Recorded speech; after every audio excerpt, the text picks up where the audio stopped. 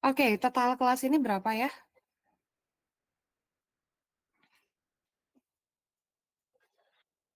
Ada yang tahu? Sambil dicek. Izin jawab Bu, 46. 46, berarti masih 3 orang lagi ya? Masih menunggu 3 orang lagi. Oke.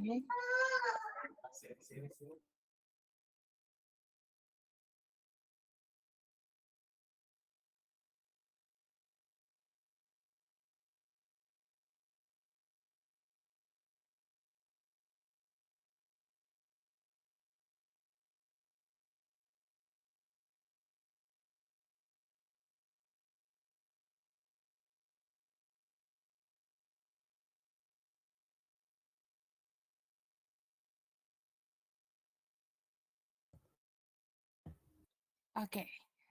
Selamat datang kembali Akang Teteh di mata kuliah Sistem Akuntansi dan Manajemen Keuangan. Sudah habis ya masa libur lebarannya. Kita mulai maju lagi nih materinya. Gimana, sehat semuanya? Alhamdulillah sehat Bu. Alhamdulillah Bu. Lihat Bu. Alhamdulillah Bu. Oke, karena case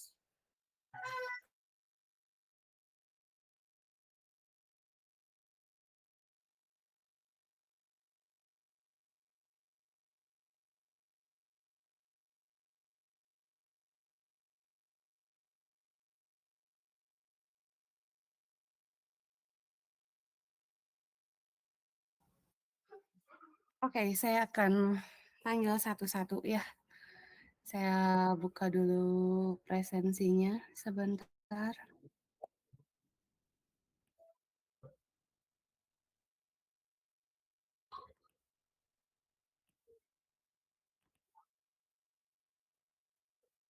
Hmm.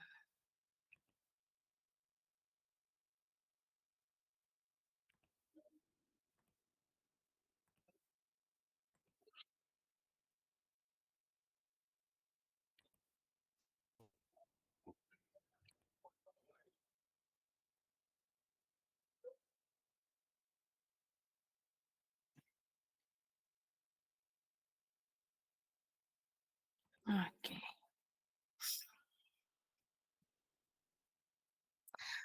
Karena yang sudah-sudah nih, biasanya selama mata kuliah saya itu saya tidak mewajibkan untuk on cam ya.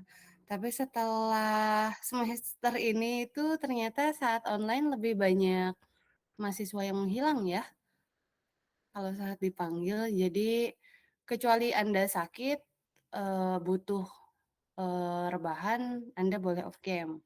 Tapi kalau Anda sehat, silakan untuk menyalakan kamera, ya. Dan kuliah kita juga tidak akan lama sih ya, penyampaian materinya. Jadi ya mohon maklum karena saya sudah trial error ternyata lebih banyak menghilang ya saat dipanggil. Jadi silahkan untuk menyalakan kameranya. Oke, Akang Teteh, sambil dicek sama Pak KM ya, Pak KM dan PIC-nya. Oke, materi kita kali ini tentang analisis laporan keuangan. Tadinya materinya ada tambahan tentang accounting manajerial, mungkin dengan berbagai pertimbangan dari para dosen gitu ya, khawatir akan berat dan lain-lain. Jadi 2 minggu ini kita akan mempelajari materi yang sama dan ada tugas besar tentang analisis laporan keuangan ya, Kang Teteh. Jadi pada akhirnya setelah laporan keuangan, nah kalau kemarin kalian memposisikan diri sebagai orang accounting, membuat laporan keuangan, sekarang sebagai supervisornya atau manajer keuangannya yang membaca gitu ya, membaca, menelaah hasil laporan keuangan yang sudah dibuat oleh para staf accounting. Oke, kok tidak mau next? Oke. Nah, Untuk apa sih kita belajar laporan keuangan gitu ya? Yang pertama untuk bisa melakukan, penilaian gitu ya. Jadi ada barometer untuk nantinya kita membuat forecasting nih Akang Teteh, memproyeksikan kemungkinan nih keuangan di, masa yang akan datang akan seperti apa. Sama sebetulnya laporan penjualan, pembelian, dan lain-lain itu, bisa dibaca polanya gitu ya, dalam waktu berapa waktu lamanya, misalnya dari tiap bulan atau tahun ke tahun, itu nanti bisa ditemukan pola-pola tertentu gitu. Jadi, kalau misalnya kita paham polanya seperti apa, kemungkinan-kemungkinannya akan seperti apa, itu nanti, bergeser ke manajemen risiko nih Akang Teteh ya. Jadi dicari manajemen strateginya akan seperti apa.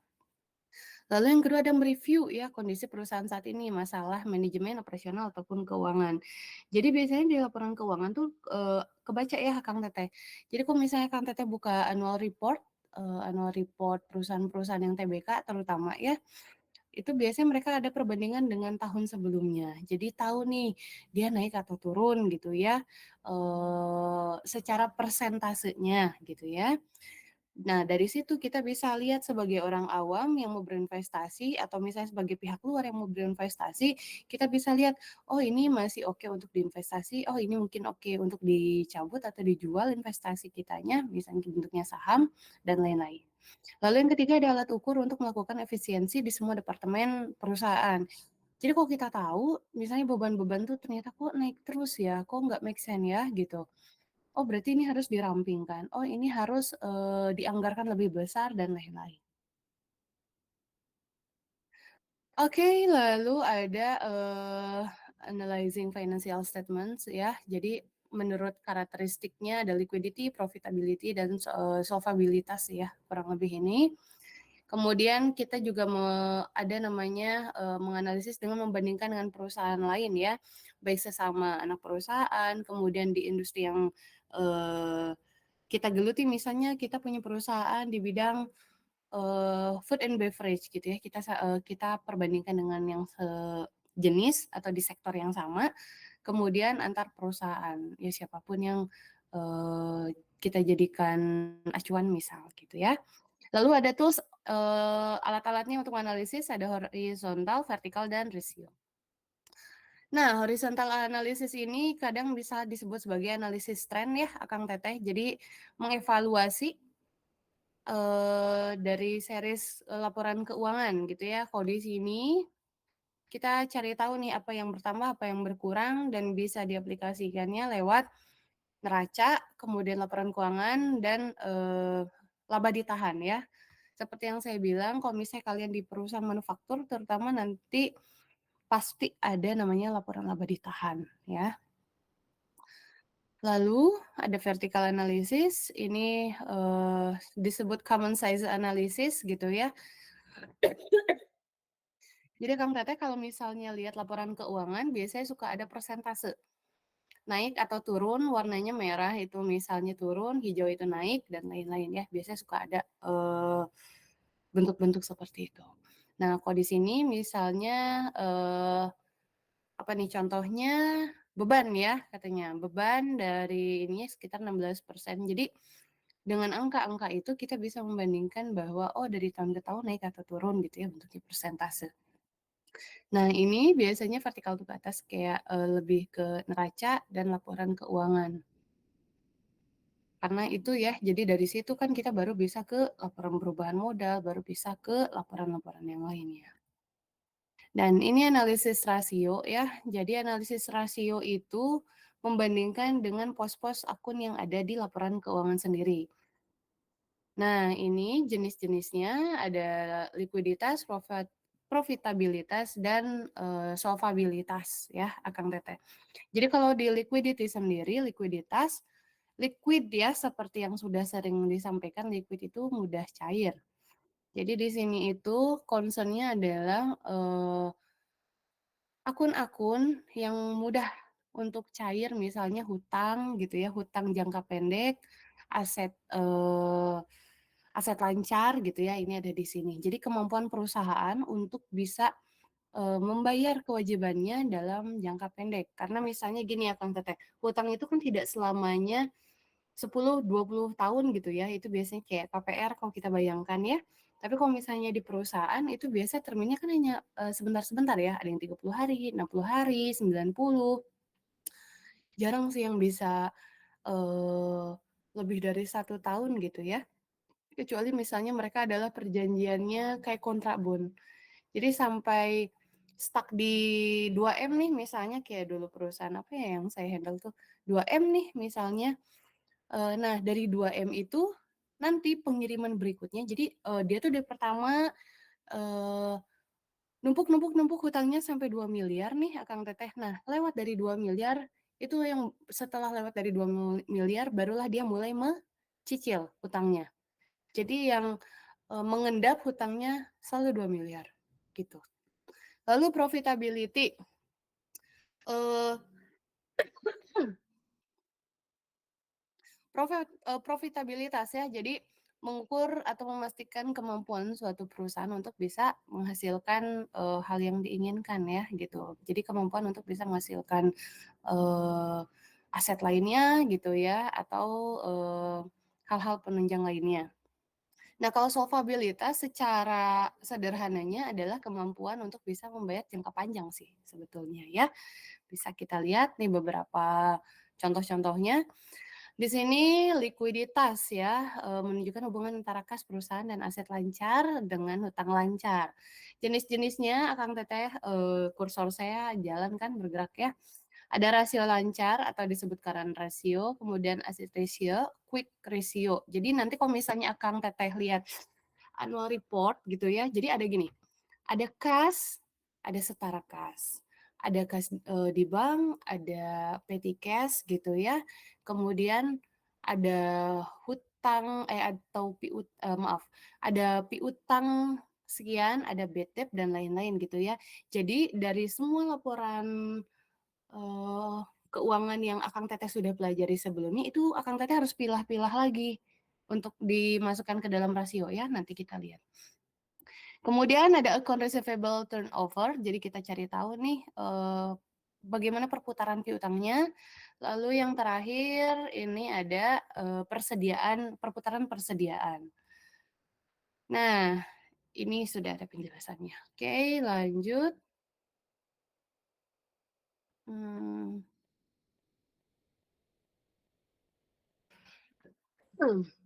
Nah, current ratio.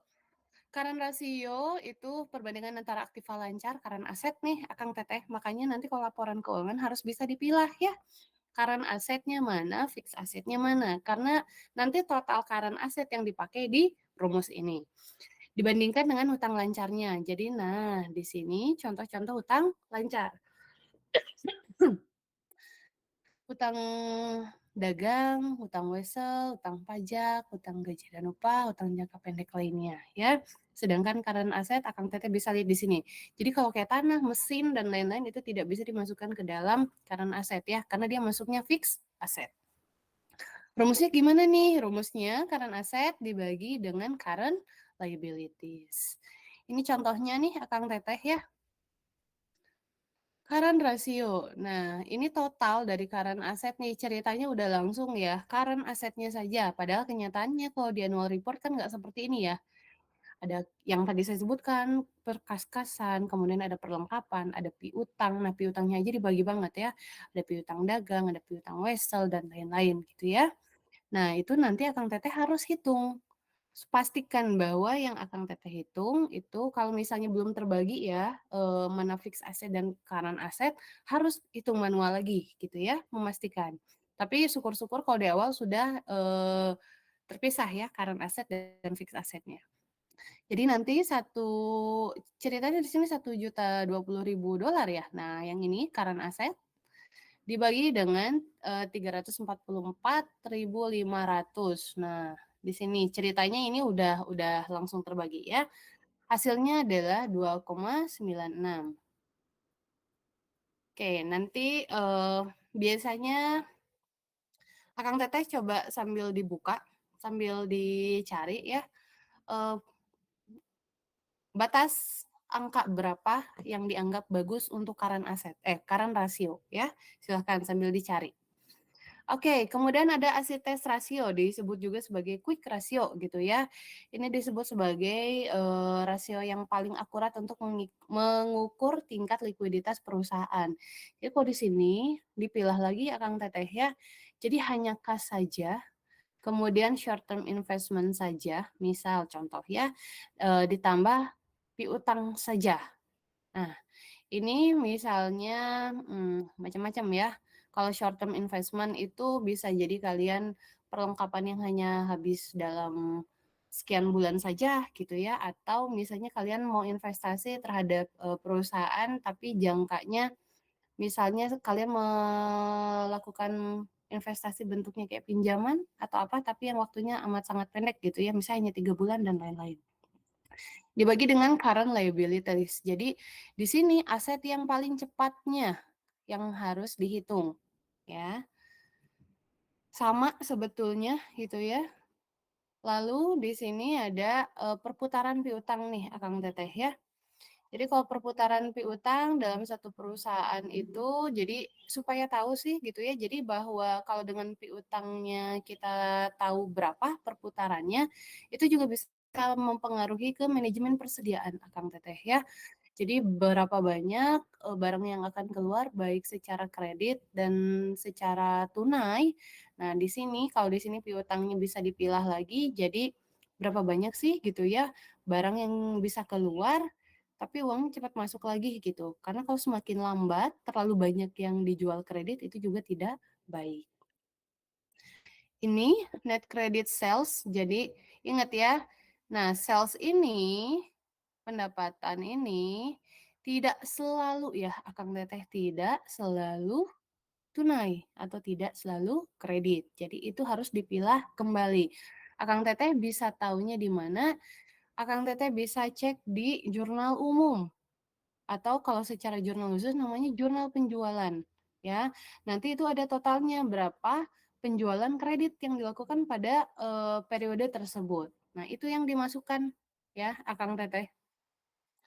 Atau kalau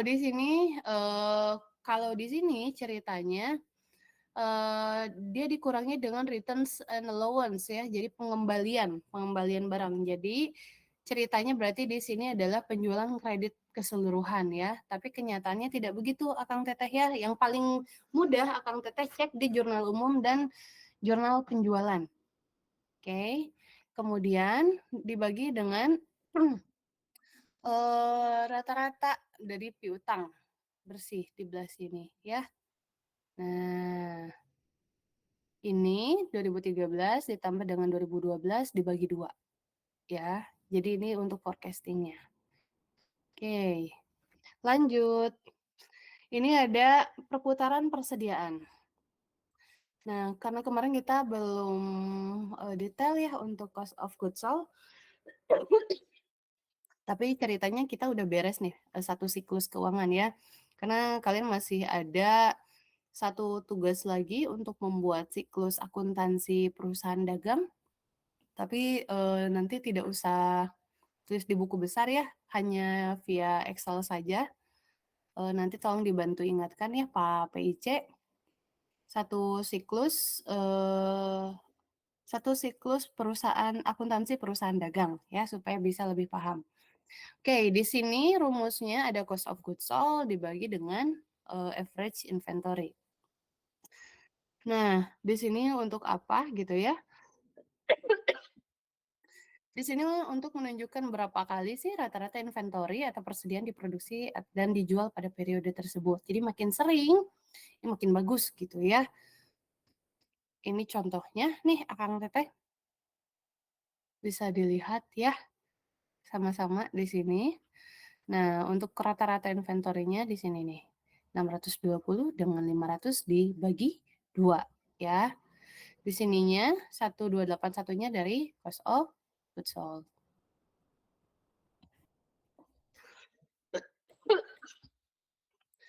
Nah, ini rasio profitabilitas ya.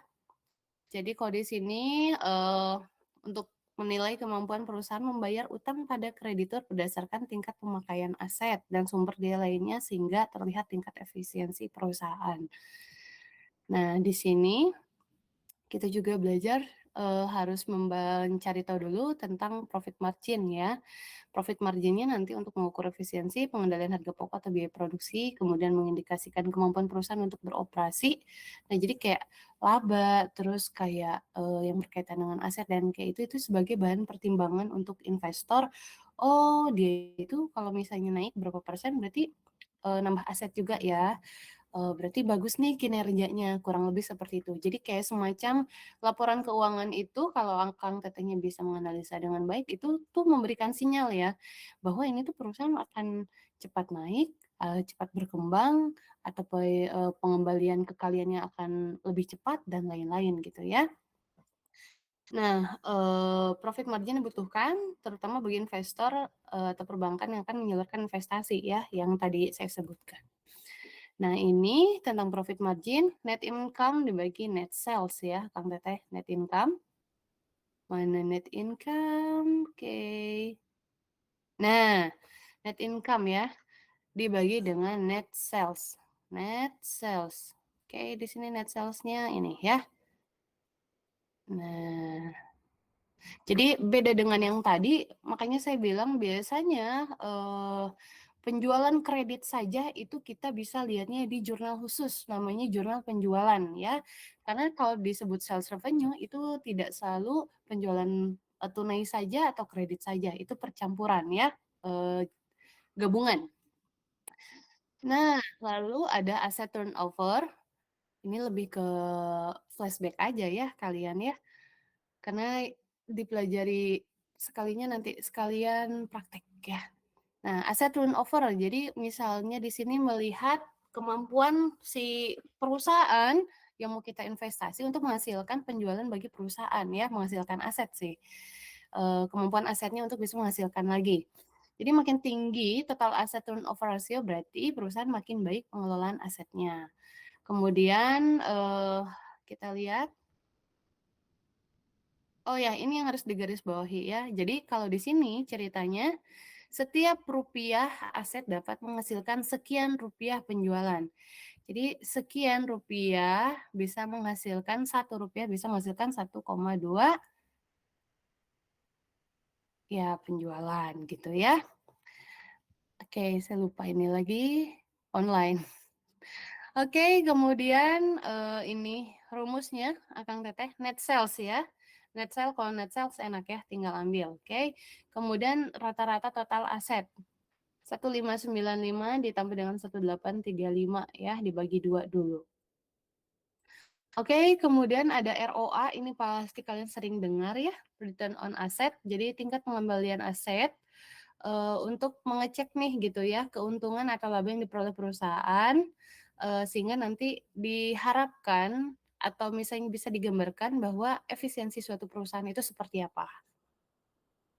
Ini rumusnya laba bersih dibagi total aset nih, Akang Teteh ya. Oke. Net income average total asset. Oke. Lalu ada return on common stockholder equity. Ini ROCE. Ada ROE dan ROCE ya. Kalau ROE itu on equity, jadi keseluruhan modalnya. Kalau ini stockholder equity, jadi yang dia cek dari stockholdernya saja gitu ya. Jadi tidak keseluruhan. Nah, ini diwarnai ya di blog. Jadi katanya nih ya, dalam prakteknya setelah beberapa penelitian, jadi investor itu memiliki kepercayaan yang lebih besar pada perusahaan dengan ROCE yang tinggi ya dan berkelanjutan daripada perusahaan yang berorientasi pada pertumbuhan yang tidak dapat mempertahankan pertumbuhan ROCE. Jadi beberapa investor mungkin ada yang melihatnya dari kemampuan untuk kemampuan untuk menghasilkan aset, ada yang melihat dari perputaran aset, ada yang misalnya kemampuan jangka pendek, ada yang melihatnya dari kemampuan jangka panjang gitu ya. Jadi kalau misalnya kita biasanya mahasiswa kalau misalnya lagi kayak lomba-lomba misal gitu ya, mengajukan untuk pembuatan program mungkin kalau kayak kalian gitu ya sistem, itu kan biasanya suka dibuat dulu ya, forecasting-nya gitu melalui ROA, ROE, IRR, payback period gitu ya. dan lain-lain. Nah, kalau misalnya di sini dibahasnya investor itu kalau misalnya investasi biasanya lebih ke ROCE gitu ya. Nah, ROCE ini hanya saja kalau misalnya eh, kalau kalian baru belajar membuat kayak semacam studi kelayakan bisnis gitu ya, ini masih susah karena angkanya kan belum real gitu. Nah, ini bisa berlaku terutama bagi perusahaan yang sudah berjalan gitu ya. Untuk dilihat jadi kayak misalnya ada ROCE, ada juga biasanya concern-nya itu ke kalau yang saya baca-baca sih misalnya orang itu lebih melihat kemampuan perusahaan untuk membayar kewajibannya dibanding untuk menghasilkan aset lagi atau perputaran aset nih Akang Teteh ya. Karena eh, aset banyak pun tidak bisa menjamin bahwa perputaran atau kemampuan perusahaan tersebut itu bagus untuk bayar kewajiban. Tapi kalau misalnya dibilang untuk menghasilkan laba, jelas gitu ya, siapa yang tidak orientasinya menghasilkan laba gitu ya.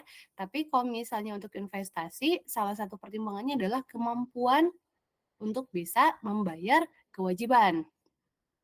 Kewajibannya apa? Kewajiban jangka pendek dan jangka panjang. Kenapa? Misalnya gini Akang Teteh mau invest nih ya, disebutkan bahwa oh ini akan payback periodnya hanya 2 tahun gitu ya. Terus IRR-nya bagus dan lain-lainnya bagus.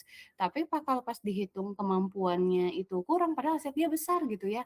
Itu harus tanda tanya Akang Teteh. Ada yang salah bisa jadi gitu ya.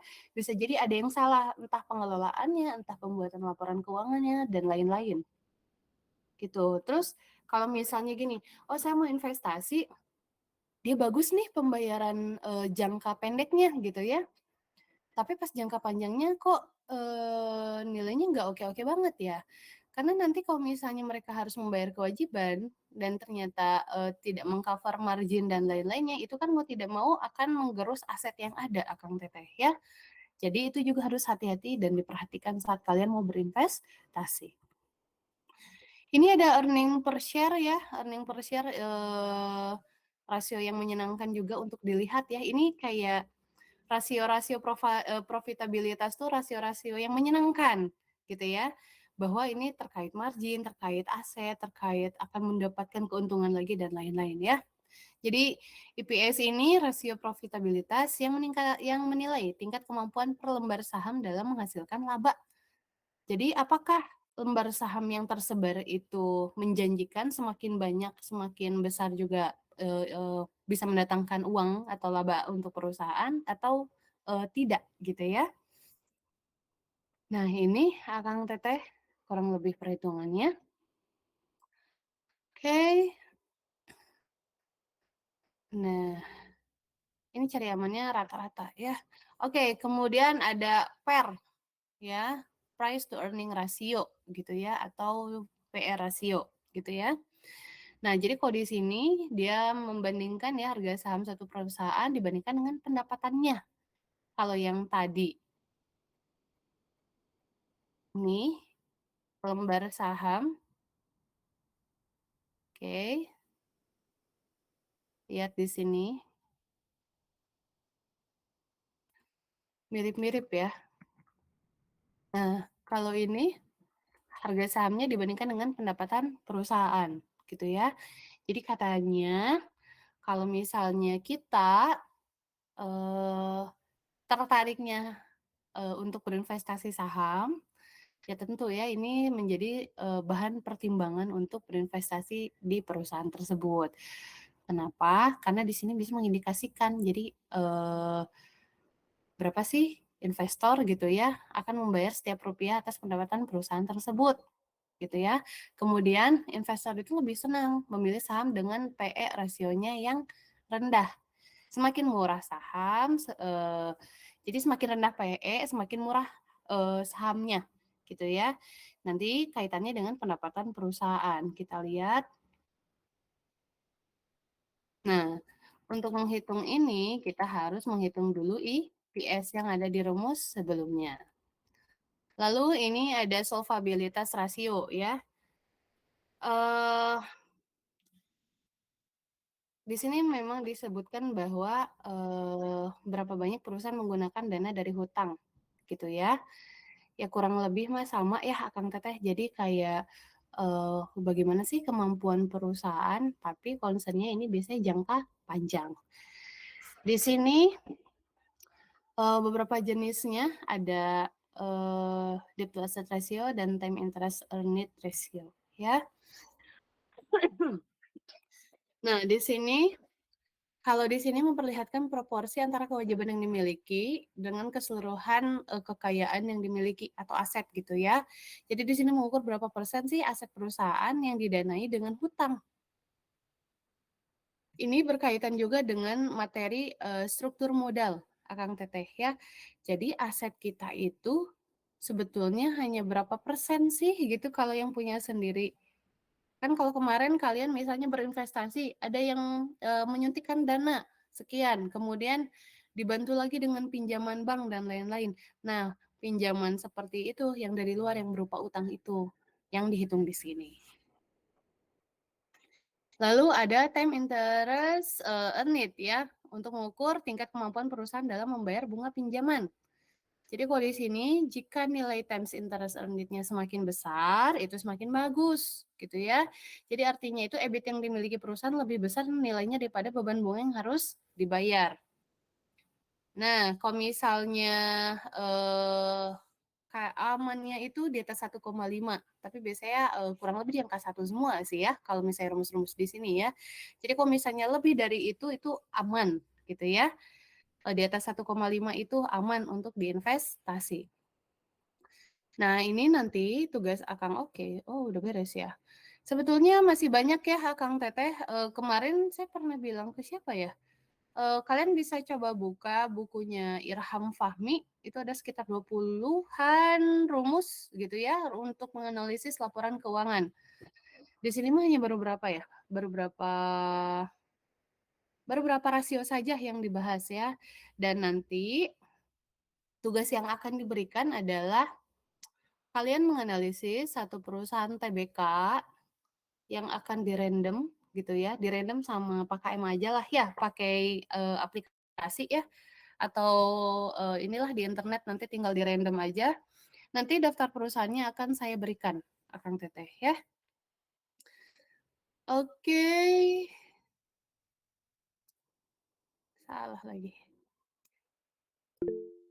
Oke, sebentar. Oke, silahkan Teh. Siapa? Bukan ya? Kang Arvin, oke silahkan. Oke, makasih Bu. Izin bertanya kalau tugasnya berarti individu atau kelompok? Individual, Kang. Oke, siap. Wah, langsung ya, langsung gitu. Ya, itu karena ini tugas besar Akang Teteh ya. Ada yang langsung manggut-manggut dan lain-lain. Ini pada kemana? Aduh, ini apakah sakit semua? Oh, lagi nangis. Oke. Gini, saya kasih gambaran tugasnya ya, sebentar. Sebentar. Saya belum upload karena gini nih, Akang ya. Ini intermezzo dulu ya. Oke, gini ya Kang Teteh. Tadinya accounting managerial itu kan akan diberikan, ya. Cuman dapat informasi bahwa kalian harus diperkuat di analisis laporan keuangan. Jadi di keilmuan saya sendiri, accounting managerial itu 1 semester Akang Teteh. Dan analisis laporan keuangan juga adalah satu mata kuliah yang berbeda dan itu 1 semester juga. Gitu ya. Jadi kalau kalian ini ya berarti dianggap luar biasa sekali kan gitu ya, dikasih waktu seminggu malah sebelumnya ya. Kalau sekarang kalian dikasih 2 minggu. Tapi tenang saja, bentar saya sambil buka dulu ya. Buka dulu tugasnya sebentar. Saya belum gini, ternyata untuk mata kuliah kalian ini sistemnya itu tertutup otomatis ya. Jadi harus dibuka terus sama sayanya baru kalian bisa melihat materi dan lain-lainnya. Itu makanya tolong ingatkan saya juga ya. Itu juga materi yang kemarin harus saya buka dulu gitu. baru kalian bisa lihat di hidden otomatis. Bahkan beberapa kuis juga tidak bisa saya buka sama sekali karena sistemnya begitu. Oke, sebentar mana ya? Oh, bentar, kita sambil menunggu. Oke lah, sambil menunggu dulu nih. Eh, gimana liburannya? Ini sambil loading ya. Gimana liburannya? Aman? Terkendali? Ini cuma satu Aman, dua. Bu. Oh, Tugas oke. Alhamdulillah, banyak, Bu. Bu. Yes. Oh, tugas banyak, nggak apa-apa. Sedang disiapkan menjadi orang yang lebih hebat ya. Kalau nanti mah kalian nggak bisa begitu. Lebaran tuh tetap aja pikiran di kantor gitu ya. Kalau sekarang masih bisa menikmati lah sebetulnya Lebaran ya. Sebentar, mana ya? Hmm, ini belum saya upload sih. Karena untuk jenis perusahaannya mau saya pilah-pilah dulu ya. Mana ya?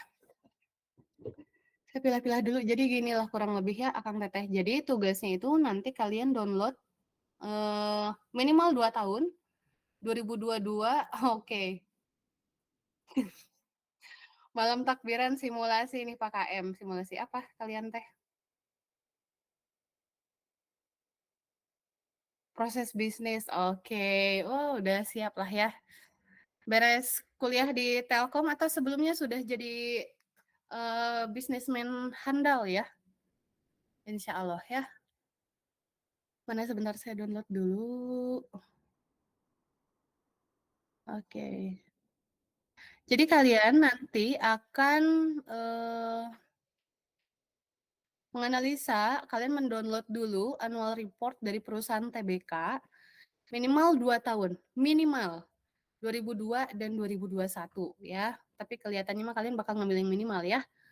Nah, jadi di sana nanti kalian menganalisis, menghitung, memilah gitu ya perusahaan untuk dianalisis. Sebentar.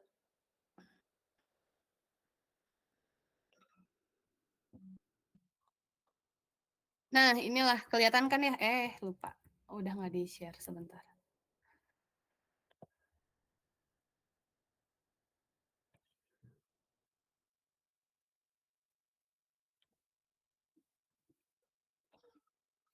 Nah, kurang lebih seperti inilah Akang Teteh ya.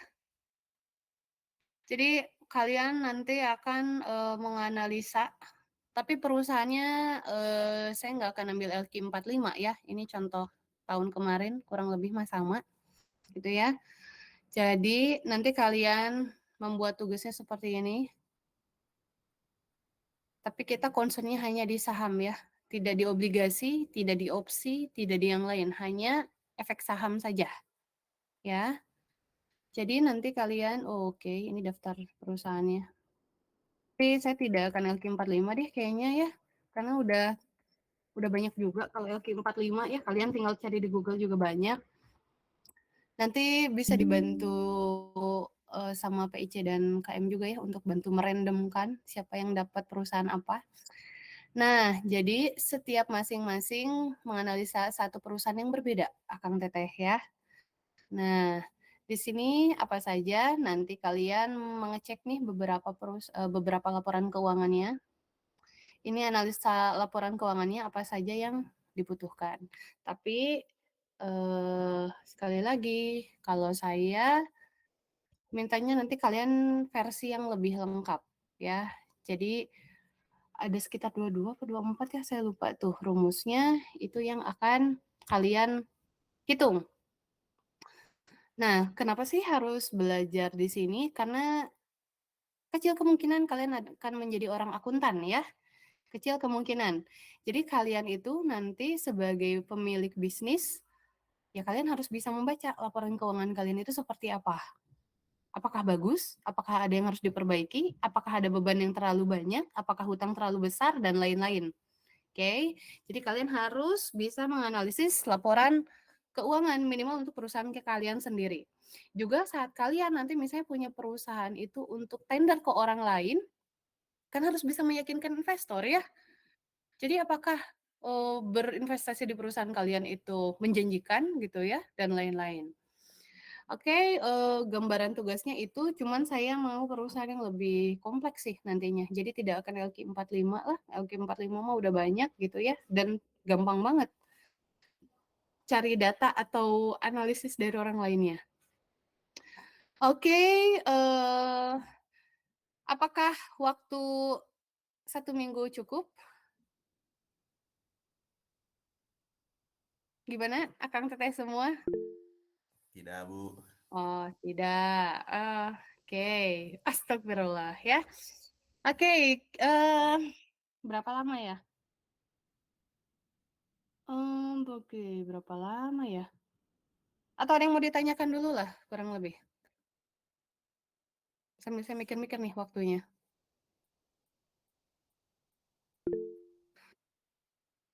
Oke, gimana Kang? Pak KM? Saya masih agak, apa tuh, tadi agak nggak kebaca, Bu, paling minta tolong untuk dikirim lagi ya, Bu, untuk detail tugasnya. Oh, iya tenang aja, nanti saya upload di LMS kalau tugas mah ya.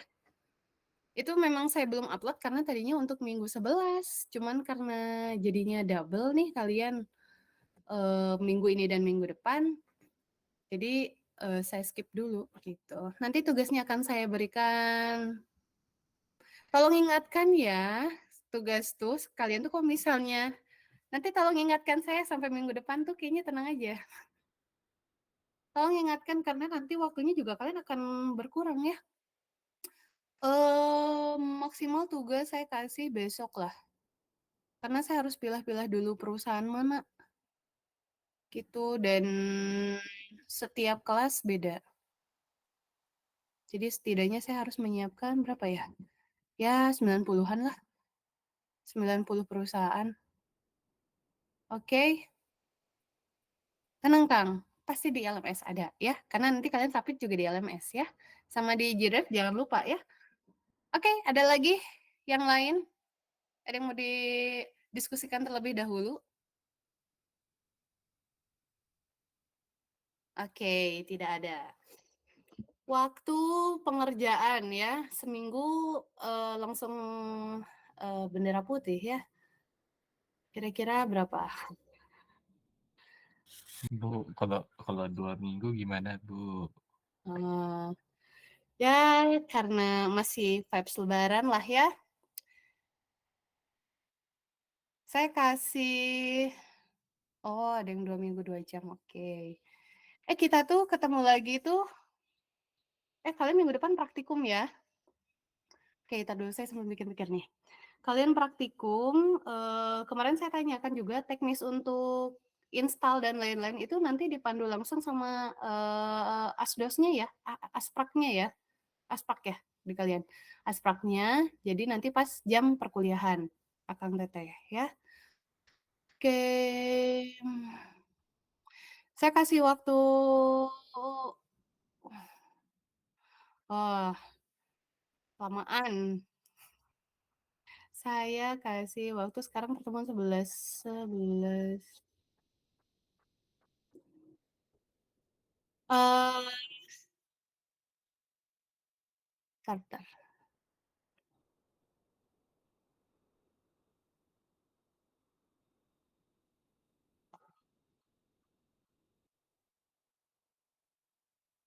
Ya, saya kasih waktu edisi spesial lah, 3 minggu ya. Oke, saya kasih waktu 3 minggu. Jadi kalian kirim tugasnya,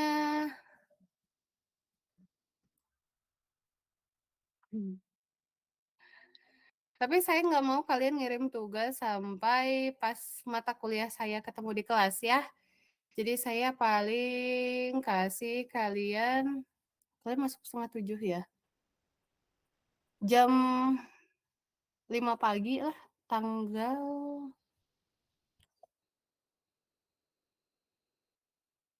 23,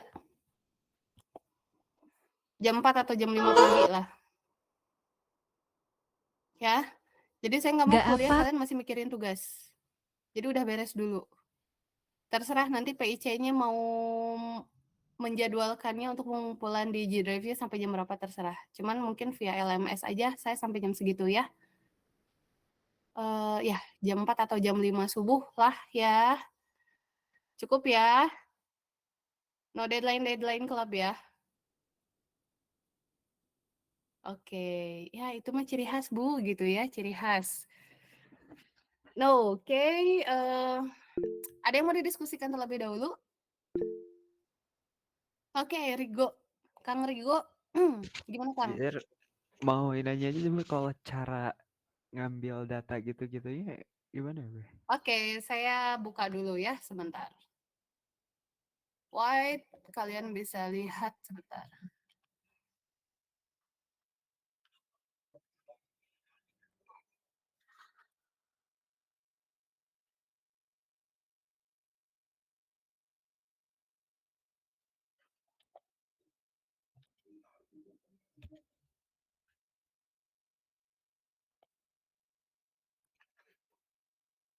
Sudah terlihat?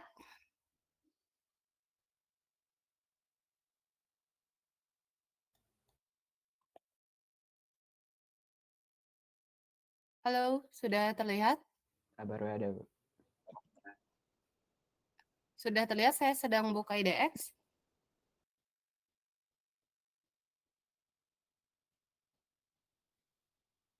Sudah Bu, di saya udah terlihat. Oh, oke, nah di sini kan kalian ada pilihannya ya, ada IDX, laporan keuangan, profil, daftar saham, pengumuman, dan lain-lain. Kalau kalian mau baca, ya langsung IDX, tapi kalau ini karena kita nyari keuangan, cari aja langsung laporan keuangan.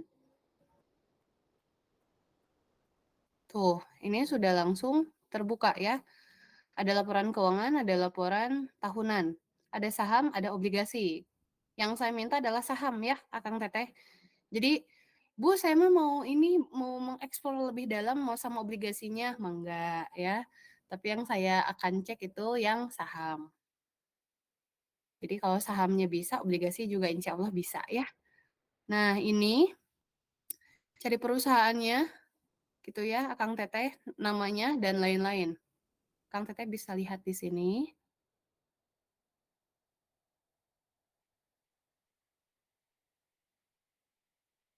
Oke, biasanya, nah ini dari A sampai Z ya. Ini A sampai Z yang sudah terbuka. Jadi ini adalah kode perusahaannya nih, Akang Teteh di IDX. Kemana lagi dia? Oke, keklik ya sebentar. Jadi saat kalian sudah klik laporan keuangan tadi, nanti munculnya ini ke bawah. Nah, ini adalah daftar-daftar perusahaannya. Ini yang bisa kalian unduh laporan keuangannya. Ya. Nah, karena yang saya minta hanya perbandingan 2 tahun, ya carinya annual report tahunan saja ya. Jadi kalau di sini kan ada yang triwulan, ada yang semesteran, dan ada yang tahunan gitu ya. Jadi kalian silakan cari yang tahunan saja. Yang bulanan juga ada Akang Teteh ya, kalau mau gitu ya. Cuma nanti hitungan rumus ke analisis laporan keuangannya itu jadi kayak rata-rata ditambah-tambahin dulu dibagi bulannya gitu ya, average nantinya. Tapi itu lebih detail sebetulnya. Hanya saja ya terserah kalian mau gimana. Cuman kode saya mah tahunan aja biar lebih mudah ya. Ini contoh-contohnya. Kalian kan nanti bisa buka ya,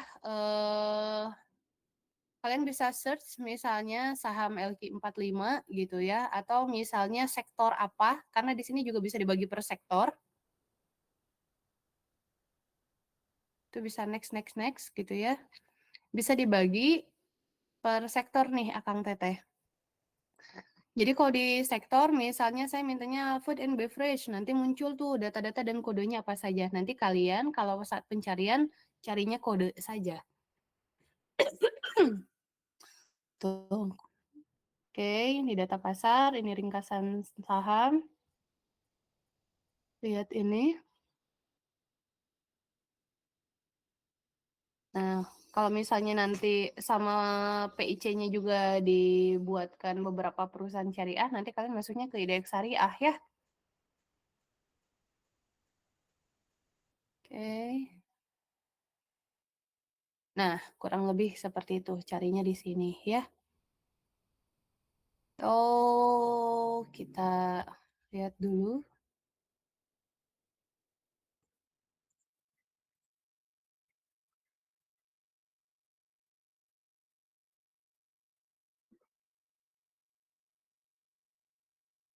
KF ya.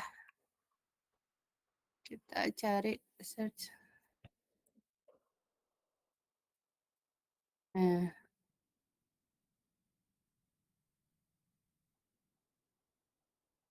Oh, salah tahunnya ya. Lupa.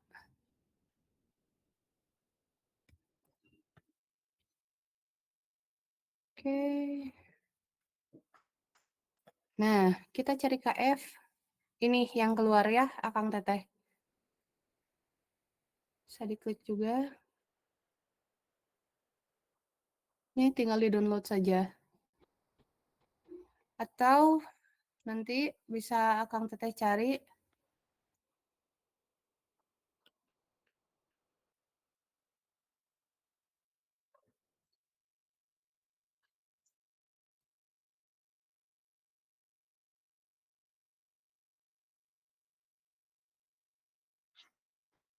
Nah, ini juga sebetulnya bisa membantu ya. Ini cara gampangnya.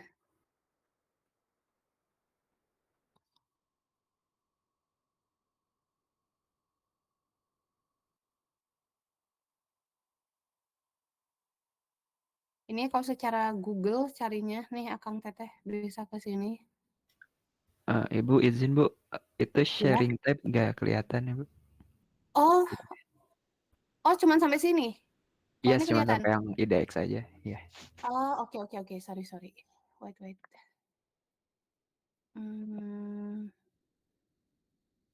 Oke, saya cari di sini aja lah. Sebentar. Nih, Akang Teteh bisa lihat di data pasar. Lalu, bentar ya, loading.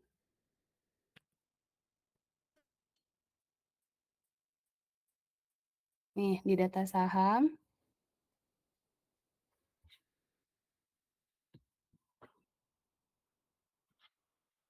Nih, daftar saham.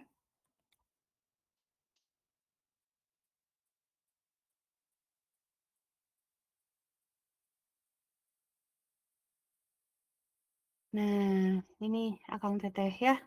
Nanti Akang Teteh ingat data pasar, nanti cari di daftar saham, baru kalian bisa mencari sektor apa sih yang mau kalian pilih gitu ya. Nah, ini adalah pilihan-pilihannya. Kelihatan kan ya? Pilihan-pilihan sektor gitu. Ya, ini pilihan-pilihan sektornya.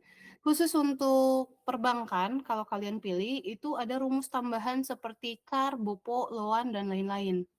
Jadi tidak seperti perusahaan biasa, ada yang berbeda gitu ya, ada penambahan. Oke, ini kalian bisa pilih di sini, nanti baru deh bisa diklik satu-satu seperti tadi. Gitu ya. Ini misalnya healthcare. Ya. Nah,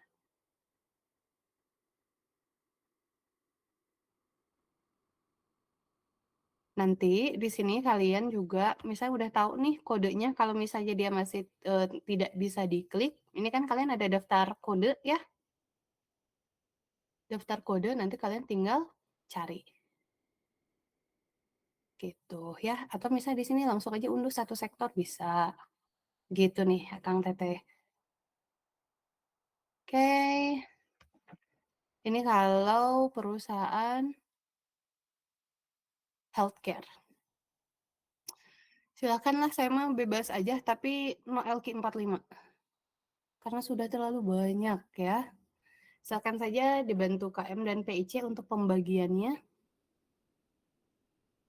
Daftarnya silakan nanti berikan sama saya. dan di random ya.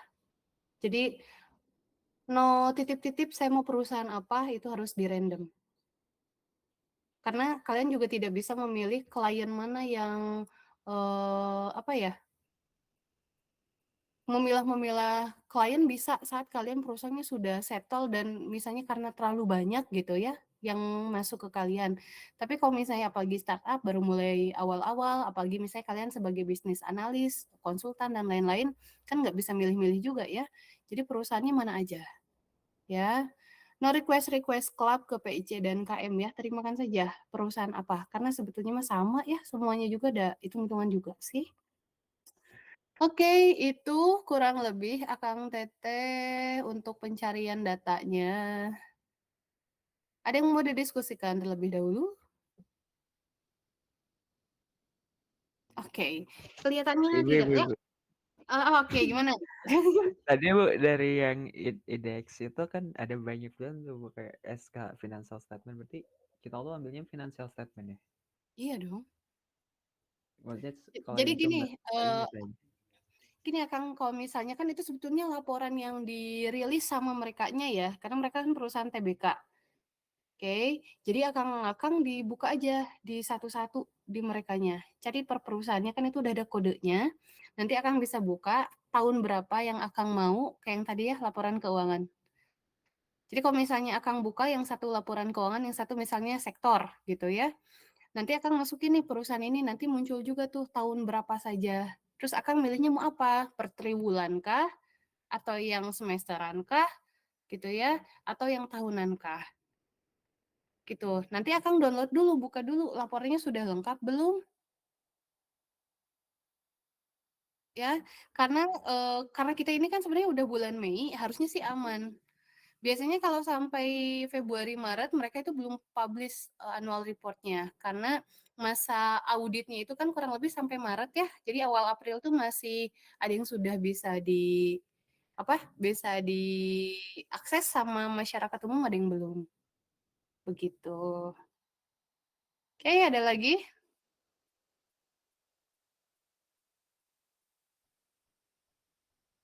Eh, Kayaknya Mas sudah paham sekali gitu ya. Paham sekali dengan tugasnya ya. Oke, kenapa lagi? Berarti Bu kalau misalkan ya aku rasionya tuh kan ada per tahun-tahunnya. Berarti Ya, nanti cari rasio tiap tahun terus dibandingin sama tahun lainnya gitu. ya gini Akang Teteh, yang saya harap itu kalian tuh download ya. Download laporan keuangannya, kalian mencoba menghitung sendiri. Karena gini, Akang Teteh sebetulnya bisa saja mengambil perhitungan rasio yang sudah dilakukan oleh IDX. Ya, itu jadi untuk beberapa perusahaan mereka tuh akan muncul langsung dengan IPS, ROA dan ROE dan lain-lainnya gitu ya. Tapi coba Akang Teteh hitung sendiri, apakah sama perhitungan yang Akang Teteh buat dengan yang tertera di websitenya? Itu biasanya beda. Coba aja ya, biasanya beda. Nanti tugasnya itu saya akan minta kalau misalnya di LMS mah PDF ya. Jadi kalau di G Drive-nya baru yang Excel dan PDF-nya. Jadi saya tahu kalian ngitungnya dari mana ya. Jadi kabar baiknya, kabar baiknya pertemuan 16 itu tidak ada UAS. Karena exam kalian di minggu 15. Jadi di minggu 16 itu concern saya adalah sambil cek ya, tugas besar kalian seperti apa. Jadi nanti kan kalian buat Excel dan PDF via PDF-nya gitu ya, entah Excel-nya ada, Word dan PDF-nya ada gitu ya, berarti 3 aja lah biar nggak ribet ya. Excel, Word, dan PDF. Jadi kalau di Excel nanti saya akan ngitung dulu kalian dapatnya dari mana aja gitu ya, angka-angka ini teh. Betul tidak menghitungnya di situ? Dan kalian harus memasukkan dulu misalnya gini, sheet pertama itu laporan keuangan tahun sekian, sheet kedua laporan keuangan tahun sekian, sheet ketiga baru misalnya ROE. Kalian tulis dulu tuh di atasnya rumus ROE-nya apa yang kalian pakai. ROE, ROA, DER, IPS, DAR, dan lain-lain. Jadi tuliskan dulu rumusnya seperti apa. Nanti saya cek. Kan kalau diklik itu harusnya terhubung ya ke sheet sebelumnya ya kan. Jadi saya tahu kalian dapatnya dari mana. Begitu. Kalau ngeliat di PDF mah gampang, ya udahlah gitu ya. Bagus, oh bagus. Analisisnya yang saya baca. Tapi kalau Excel saya cek itu kalian menghitungnya dari mana gitu. Jadi pertemuan kita yang offline tinggal 1 kali lagi, pertemuan 14. Jadi manfaatkan kalau kalian ada yang mau didiskusikan dan lain-lain, sisanya kalian akan praktikum ya, dibantu oleh Asprak. Minggu ke-15 kalian akan examnya SAP, dan minggu ke-16-nya itu tidak ada perkuliahan dan sudah selesai UAS-nya karena kalian sudah mengerjakan tugas besar. Begitu. Enggak minggu 16 sih, cuman kayak di minggu 15 gitu ya examnya. Oke, ada yang mau didiskusikan terlebih dahulu? Ibu, aku izin make share lagi, Bu. Ya. Berarti kalau misalkan yang tugas 3 minggu itu yang sampai tanggal 23 itu yang tugas besar ya, Bu? Ya. Terus tadi Ibu juga minta tolong ingetin yang Pembagian siklus soal. akuntansi. Iya. Tapi dua. Siklus akuntansi itu saya juga kasih spare waktu lama lah gitu ya. Kalau tugas besar saya 3 minggu, kalau misalnya siklus akuntansi ya kurang lebih sama lah, 3 mingguan aja deh.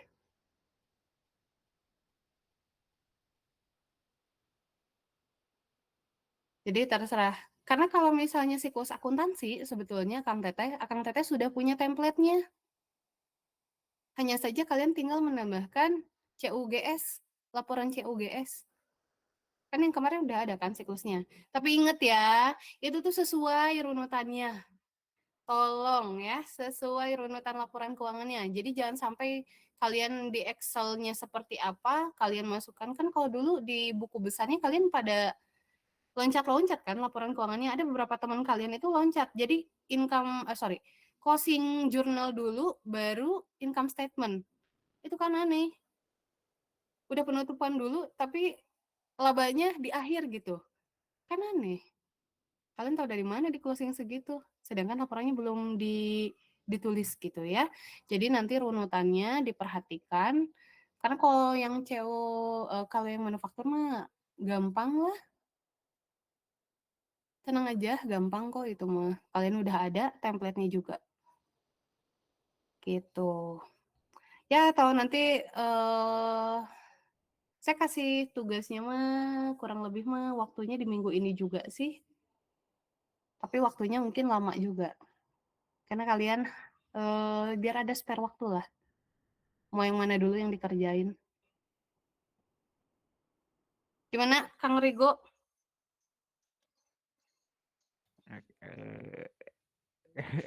Ya, Bu. Ya kan kalian udah minta 2 minggu, saya kasih 3 minggu. Ya, tenang. Tenang aja. Masa ini akan segera berakhir. Karena kalian kalau misalnya mau semacam workshop yang seperti ini aja, itu bayarannya mahal. Analisis laporan keuangan ya. Kalau di keilmuan kami aja 1 semester untuk belajar ini. Jadi manfaatkan mumpung kalian dikasih kesempatan untuk bisa ada mata kuliah ini dan materi tentang ini mah ya. Tuh ngapain Kang Rigo? Udah sakit kepala aja. Perasaan tadi nggak itu ya. Oke, Kang Arvin TKM ya? Gimana Pak KM? Ya Bu, mau las aja mau minta tips dong biar tugas besarnya nilainya bagus. Indikator penilaiannya di mana gitu.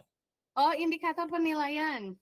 Yang pertama kelengkapan tugas ya, jelas. Ada Word, ada Excel, dan PDF. Kalau PDF sebenarnya mah kayak udah bisa lihat di Word ya. Cuman kan biasanya biar lebih rapi saat diunduh karena misalnya Windows kita beda-beda. Oke, karena biasanya juga di LMS PDF. Nah, terus kelengkapan tugasnya ada semua, kemudian waktu. Jadi biasanya kan saya kalau misalnya walaupun kalian bisa submit, setiap yang terlambat itu saya akan kurangi poinnya. Jadi kalau di penilaian saya itu akan dikasih warna. Kan telatnya tuh berapa menit gitu ya, ada yang berapa detik, ada yang berapa menit, ada yang sampai 2 minggu dia submit tugas. Gitu ya, ada yang seperti itu. Tapi nilainya tentu saja akan berbeda dengan orang yang tepat waktu. Jadi kalau misalnya minimal yang tepat waktu itu di 60, berarti dia tidak akan, walaupun dia nilainya versi saya ini harusnya 100 gitu ya, saya nggak akan kasih lebih dari 60. Ya mungkin 55 itu kalau maksimal. Jadi kalau minimal ya disesuaikan lagi.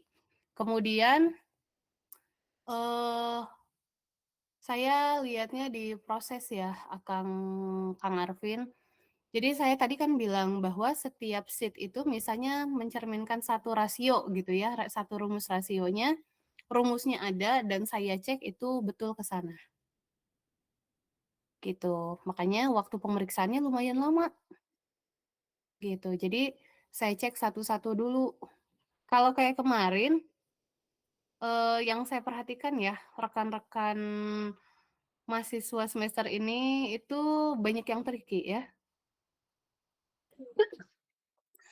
Jadi yang saya cek itu misalnya laporan keuangan mereka, yang kemarin tugas-tugas kemarin ya, mereka walaupun berusaha untuk tidak negative thinking ya, kan paling gampang itu adalah kalian memanggil data di sheet sebelumnya, ya enggak? Jadi kan tersistematis saat kalian membuat laporan keuangan untuk tugas-tugas lainnya. Nah kalau ini tuh banyaknya enggak. Jadi kayak misalnya di laporan ini angkanya sekian, nanti di laporan yang lain angkanya sekian, jadi kayak kopas. Gitu. Jadi yang saya akan cek yaitu angka-angka ini memanggil dari data yang mana. Lebih ke situ. Selebihnya kalau misalnya bagus nggak bagus ya nanti penyajian analisis dari kalian. Misal nih kayak payback periodnya cepat gitu ya. Sampaikan analisis kalian, versi kalian. Payback periodnya 2 tahun, terus kalian misal nih ya secara spesifik banget kayak kimia, farma lah siapa yang nggak tahu ya.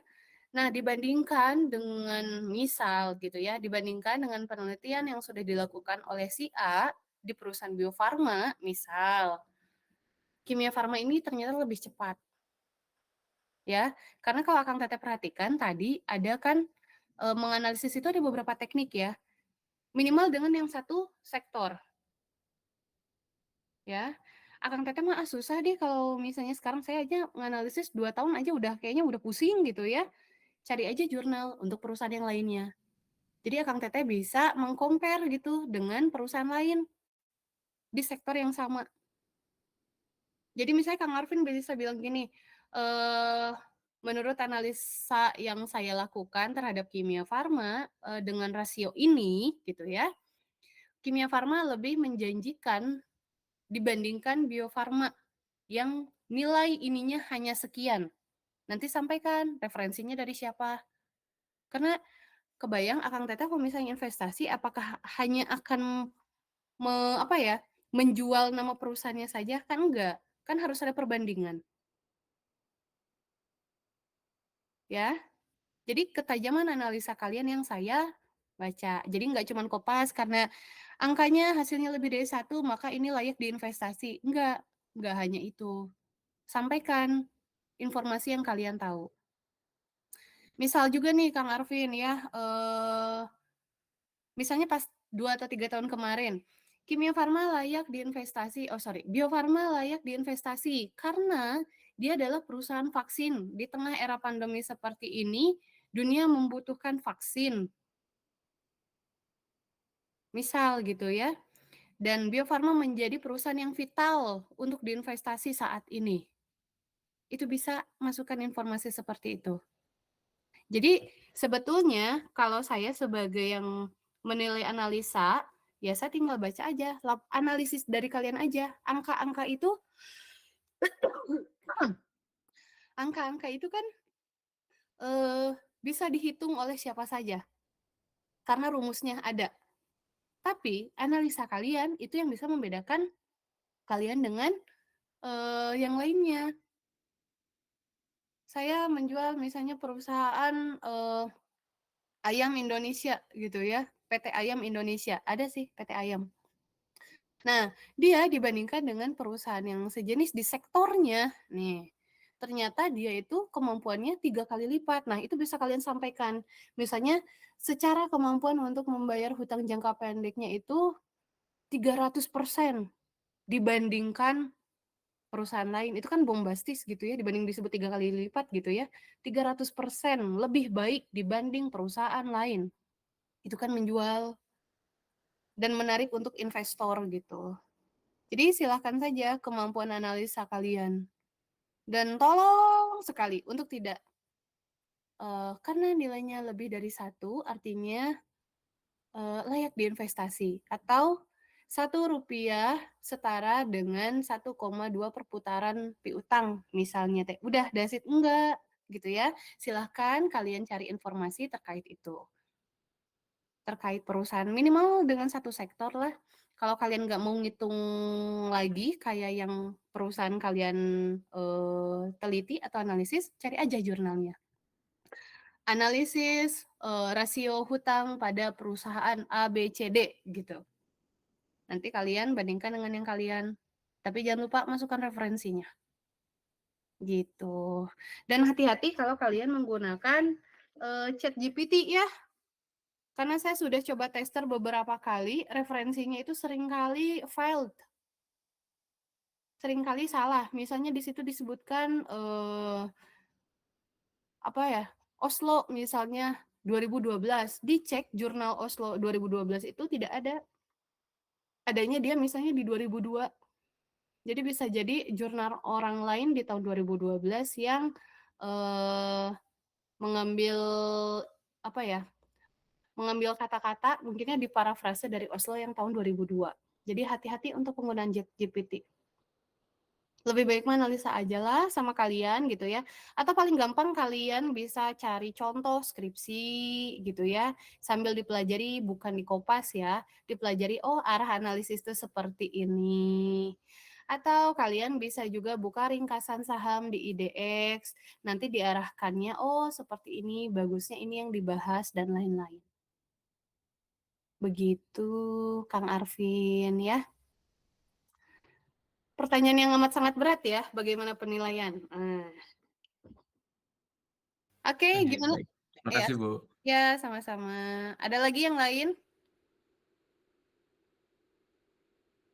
Ayo kalian mah nanti pada sepi-sepi di kelas, taunya banyak pertanyaan udah dikerjain. Ayo, ada lagi? Oke, saya panggil dulu satu-satu ya. Ini berarti 3 orang tidak ada ya? Tolong nyalakan kameranya. Siap-siap, Kang Teteh. Kang Adelio, Farhan. Hadir? Selamat pagi, Bu.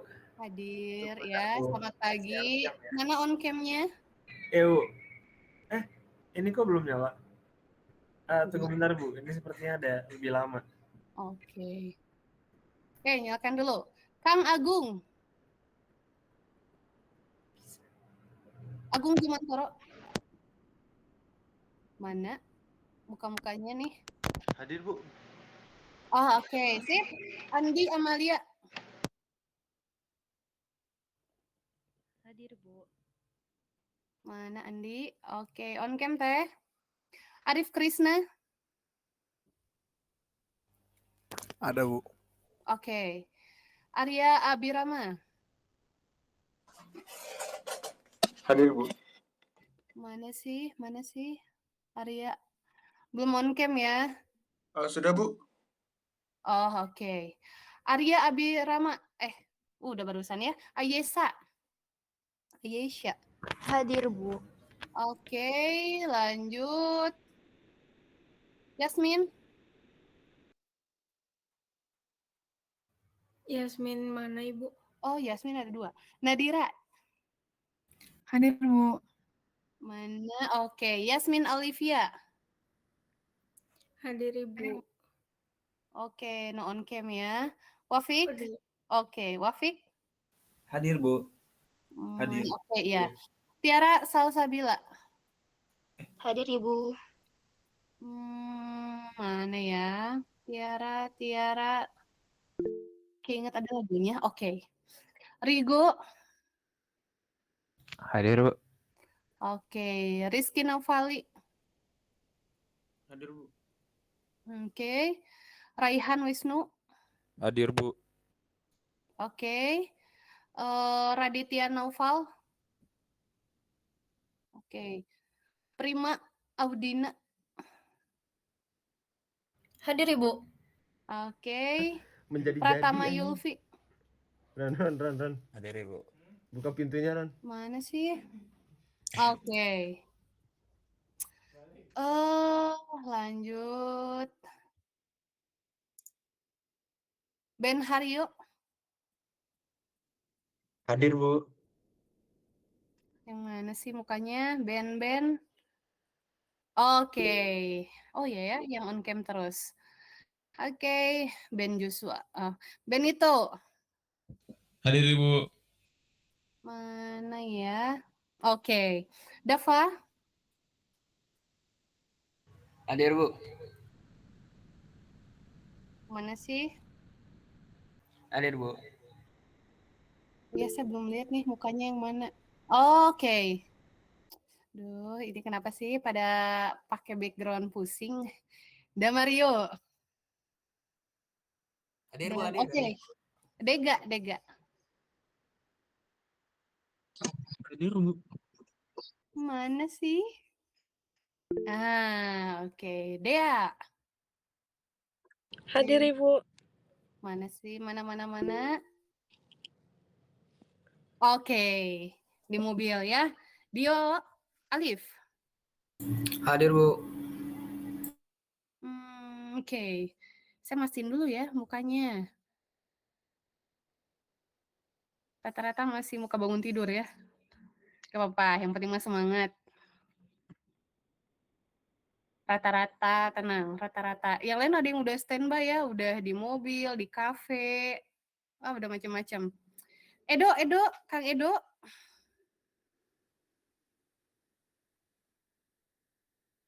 Teh Dea boleh turunkan tangannya. Kang Edo.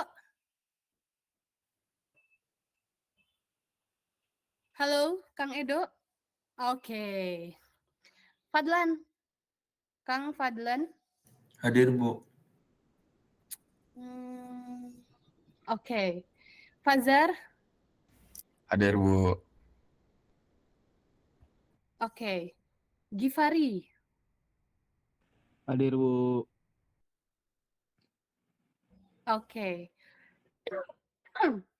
Hanifah. Hadir Bu. Oke. Hans. Hadir, Bu.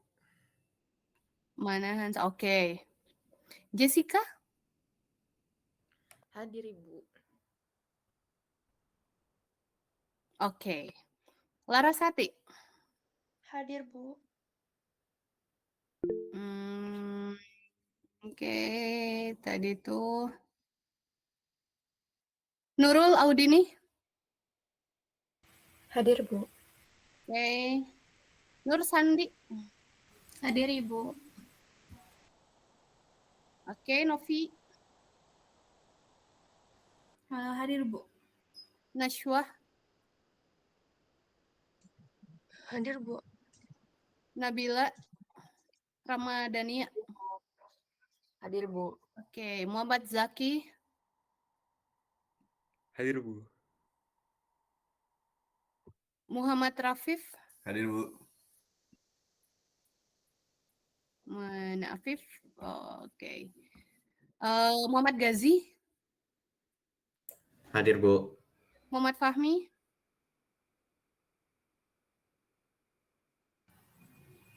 Hadir, Bu. Muhammad Arfin. Hadir, Bu. Oke. Maulana Raka. Hadir, Bu. Oke. Malvin. Hadir, Bu. Oke, gitaris ya. M. Faizul. Hadir, Bu. Mana. Oke. Larasati sudah ya? Oke, sudah saya panggil semua, iya. Oke. Pak KM tolong direkap kehadiran ya. Terima kasih. Ada yang mau didiskusikan terlebih dahulu? Atau sudah semangat untuk mengerjakan tugas yang lain dulu ya? Oke. Oke, pertemuan kita kali ini, ya mohon maaf atas segala kekurangannya ya, karena buat saya lebih suka tatap muka sih ya dibanding online. Kalau di kelas itu susah untuk mendiamkan mahasiswa. Nah, kalau misalnya online itu susah untuk membuat mahasiswa aktif ya. Oke, karena tidak ada lagi pertanyaan dan hal-hal yang mau didiskusikan, kita akhiri pertemuan kali ini. Tolong nanti disampaikan ke KM-nya. Dan nanti PIC sama KM koordinasi sama saya untuk masalah penugasan ya. Dapat dipahami? Oke, semangat lagi kuliahnya. Yakinkan bahwa Anda tidak akan bertemu dengan saya di mata kuliah yang sama ya. Maksimalkan usahanya. Oke, sehat-sehat semua. Wabillahi taufiq wal hidayah. Wassalamualaikum warahmatullahi wabarakatuh. Waalaikumsalam.